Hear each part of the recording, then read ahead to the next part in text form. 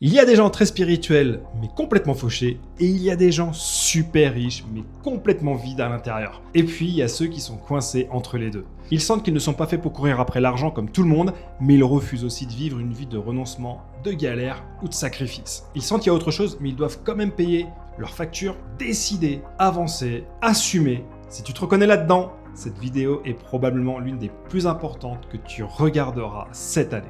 Depuis des années, je vois exactement la même chose. Des entrepreneurs, des dirigeants, des créateurs profondément connectés intérieurement, mais en conflit permanent avec la matière. L'argent les dérange, la réussite visible les met mal à l'aise, la croissance crée une tension intérieure. Ils ont une richesse intérieure immense, une intuition fine, une vraie quête de sens, mais ils ont du mal à traduire tout ça dans le monde concret. Et tu vois ça, moi, ça me parle directement, parce que cette vie intérieure, je l'ai sentie très tôt.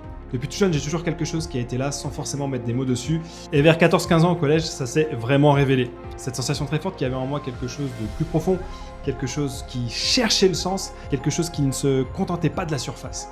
Et ça m'a suivi toute ma vie. Dans le travail, dans l'argent, dans l'entrepreneuriat, jusqu'à aujourd'hui. Mais en parallèle, il y avait aussi un autre désir très fort en moi, le désir d'accomplissement matériel, de réussite, de liberté. Et ces deux parties étaient là en moi, fortes en même temps. Comme si j'étais tiraillé. Et à un moment donné de ma vie, j'ai vraiment eu cette sensation que le monde matériel résistait. Que pour avoir quelque chose dans ce monde, il fallait le lui arracher.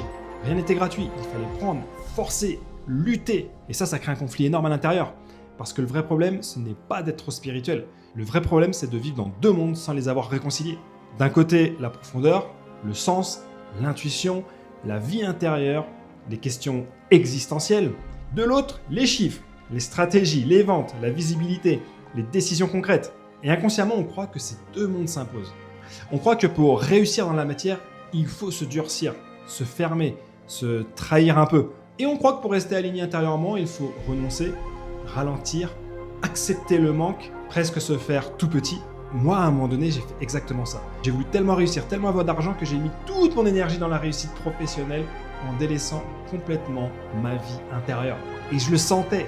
Je savais que quelque part, je me trahissais. Et à l'inverse, j'ai aussi vécu l'autre extrême. Quand je mettais le sens avant tout, quand je cherchais vraiment ce que j'appelle le royaume intérieur, ce qui est juste, ce qui est aligné, et là, quelque chose de très étrange se produisait. Je n'avais plus rien à arracher à la matière, tout venait de surcroît. Et c'est exactement ça la clé. Ce n'est pas la matière d'abord et le spirituel. Après, c'est l'alignement intérieur d'abord et la matière qui s'aligne ensuite. Mais attention, ça ne veut pas dire mélanger les niveaux, parce que ces deux mondes n'obéissent pas aux mémoires. Le monde intérieur obéit à des lois invisibles, la cohérence, l'intention, la clarté intérieure, la conscience. Le monde matériel, lui, obéit à d'autres lois. Le temps, la répétition, la structure, l'effort, la responsabilité. Et depuis des millénaires, une phrase traverse les traditions. Ce qui est en haut est comme ce qui est en bas, et ce qui est en bas est comme ce qui est en haut. Ça ne veut pas dire qu'ils sont identiques, ça veut dire qu'ils se reflètent. Ton monde intérieur se reflète à l'extérieur, mais il doit s'incarner pour devenir réel. La matière en réalité ne ment jamais, c'est simplement un miroir. Ton rapport à l'argent, ton rapport à la réussite, ton rapport à la visibilité, ton rapport à l'autorité, tout parle de ton monde intérieur. Et moi je l'ai compris de manière brutale. Quand j'ai perdu mon restaurant, liquidation judiciaire, divorce, perte financière totale, perte de relations, trahison. En quelques mois, tout ce que j'avais construit a fondu. Et là, j'ai compris que ce que je ne comprenais pas quand j'étais jeune, et que je me posais souvent la question, comment quelqu'un pouvait tout perdre du jour au lendemain? Et ben moi, je l'ai vécu. Et à ce moment-là, j'étais en peur du manque. Et surtout, j'étais en lutte intérieure.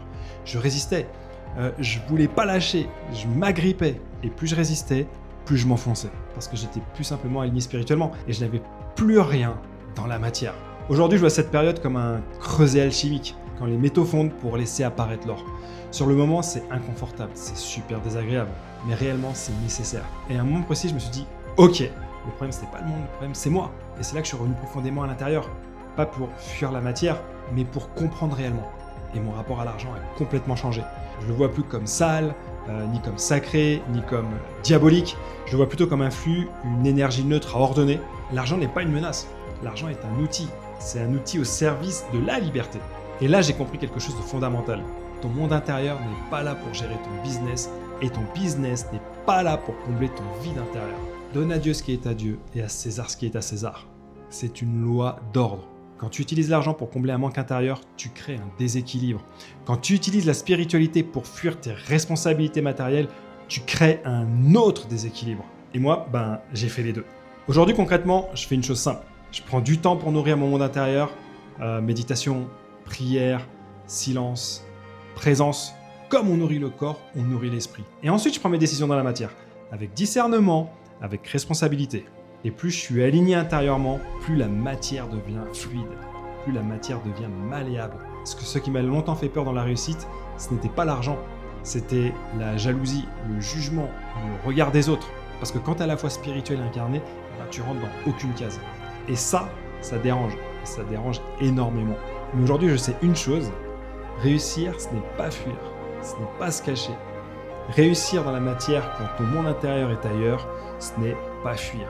C'est prendre 100% de ses responsabilités, habiter pleinement les deux mondes, sans les confondre, sans en rejeter un. Diriger autrement, ce n'est pas rejeter la matière, c'est l'ordonner.